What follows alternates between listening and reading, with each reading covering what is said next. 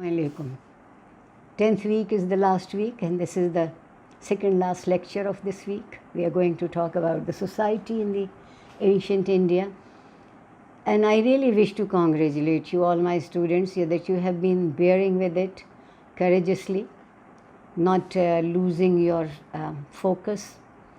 And at least this COVID-19 has proved one thing, that we are determined people. If we wish to do something, by God's grace, we will achieve it. I wish you all the best. So let's talk about the society in India. The social scene in classical India was altogether different from the religious one. Here the caste system held society in an iron grid, so that person born into a particular social stratum, high or low, remained there all his life, and so did his children and the children of his children, generation after generation, forever.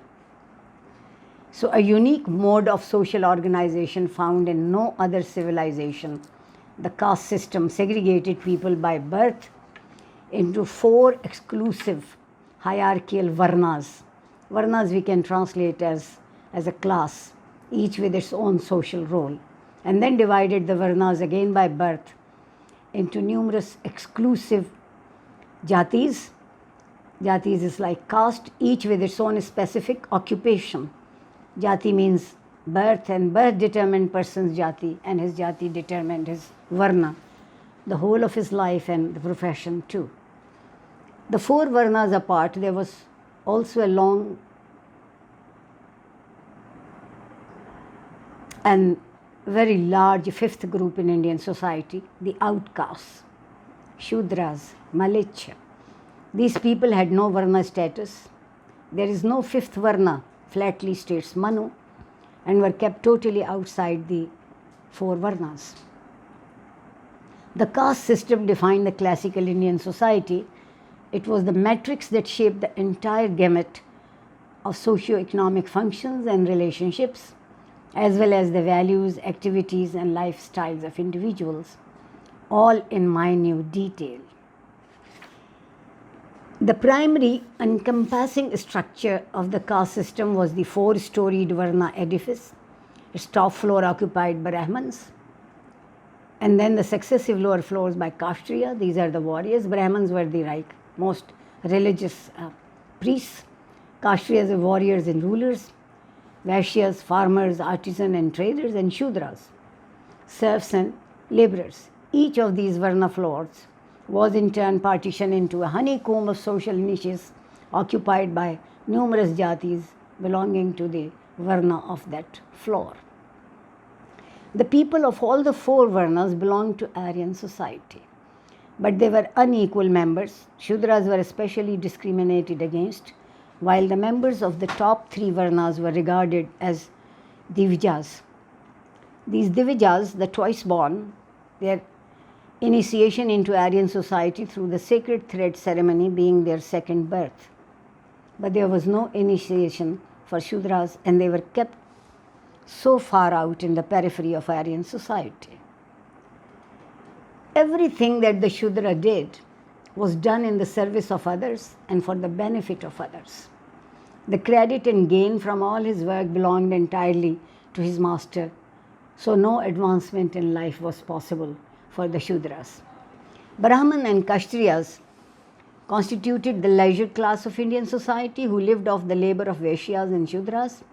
The producer classes, indeed, it was the productivity of Vaishya and Shudras that sustained the caste society.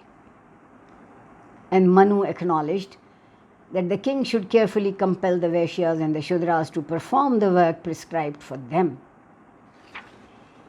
This society was really ruled over. The mindset was what Manu shaped it. The ritual hierarchization of society often created anomalous situations in the secular life of society. For instance, a Brahman, even if a beggarly dolt and the servant of a Shudra, enjoyed the highest social status. On the other hand, a Shudra, even if he had great wealth and power and had several Brahmins serving under him, belonged to the lowest social stratum. So the occupation did not change the status. The post-Gupta period, the caste system came to be considered as divinely ordained, integral to the cosmic order itself. The historical evolution of the caste system, unlike the myths about it, was a complex process, with many strands weaving into it over the centuries. Aryan society in Rig Veda and in those times had no hereditary Varna segregation and no restriction on individuals in their occupation. Later, as society evolved, a rudimentary class division based on wealth and power and function emerged, and in time, these divisions became further stratified as occupations diversified to meet the growing need of the specialized services. Society remained fluid throughout the Vedic period. Thus, a father is described as Satapatah Brahmana, as praying that each of his sons should take to different professions as priests, warriors, and merchants, apparently to safeguard the family against the destiny.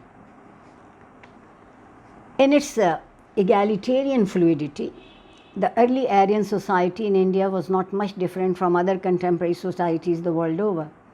The real puzzle about Indian society is how and why the natural class divisions based on wealth and power and skill and aptitudes evolved into the unnatural caste system based solely on birth, and why it evolved only in India and in no other civilization. The organization of Indian society was entirely unlike that of simple racial segregation of the apartheid. Another theory about the caste system is that it has its origin in, or was at least heavily influenced by, the advanced and presumably highly stratified society of Indus civilization. The strongest among the predominantly Dravidian people of South India, whose progenitors are believed to have been the creator of the Indus civilization. But this hypothesis, though plausible, is only speculation. The origin of the caste system thus remains a mystery, but its defining characteristics of inelectability was clearly derived from the concepts of karma and transmigration. What gave these concepts, the karma and transmigration, this particular potency was their conjunctions with Puranic Hinduism. The integration of religion and the social order was primarily the work of the priest class. Brahmins, of course, did not invent the caste system, but they seized control of the embryonic caste system as it emerged out of the evolving society. And if we come to consider, this is one of the most successful and enduring brainwashing of a whole people ever carried out in any society in world history. A truly remarkable achievement. The primary objective of the entire classical Hindu socio-religious system, with its theological underpinning, its complex web of rituals, social organizations, lifestyle prescriptions and proscriptions, was to perpetuate the caste system. This is evident from the extreme laxity they permitted in religious practices and the extreme rigor they enforced in social conduct. Historical circumstances also favored the ascendancy of Brahmins. The most crucial of these developments was the decline of trade and decay of towns towards the close of Gupta period. The shift of royal patronage from Buddhism to Hinduism also facilitated the consolidation of Brahmanical dominance, particularly as the upstart and the alien dynasties that dominated India at this time sought the favor of Brahmins to legitimize their rules. And this has always been in the world politics. Politics has always sought for religion. The Varna system settled into its final form in the late Gupta period. Varna Samagra, the intermixing of Varnas, then came to be considered the worst of all social evils. One of the reasons for the long endurance of the caste system was that for its seemingly rigidity, it had sufficiency in pliant to adjust itself to changing social realities. And there was also some amount of occupational flexibility in it, allowing varnas and jatis to change under certain circumstances and their traditionally allotted occupations. In theory, it was impossible for individual to change the varna. As birth determined a person's jati and his jati determined his varna, and only rebirth could alter these. It was therefore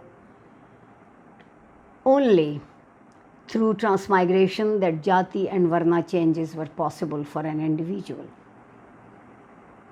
A more lenient view was taken by Manu, who stated that a Shudra could become a Brahman through genetic purification over 7 generations, that the children born to a Shudra woman whose maternal ancestors over 6 generations had been born of liaison with Brahmans should be considered Brahmans.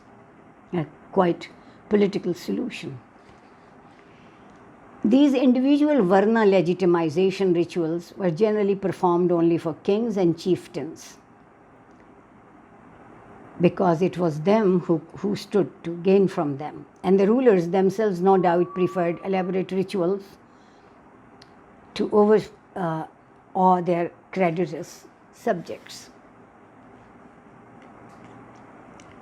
The practice of conducting Varna validation rites began as early as the later Vedic times. Unlike these formal ritual means adopted by chieftains and kings for immediate entry into the Kshatriya Varna, most migrant people and non-Aryan indigenous tribes entered the caste society through a process of slow, imperceptible social percolation over several centuries. These Varna crossovers took place mostly into the Kshatriya and the Vaishya Varnas, but there were several instances of such group movements into the Brahman Varna also. This is interesting. Thus, when non-Hindu sects were absorbed into the Hindu religion fold, the priestly classes of those sects were usually accommodated in the Brahman strata. And the Iranian priestly class who came to India became Magha Brahman. Such Varna conversions, even of individuals, are recorded, though only in mythological stories.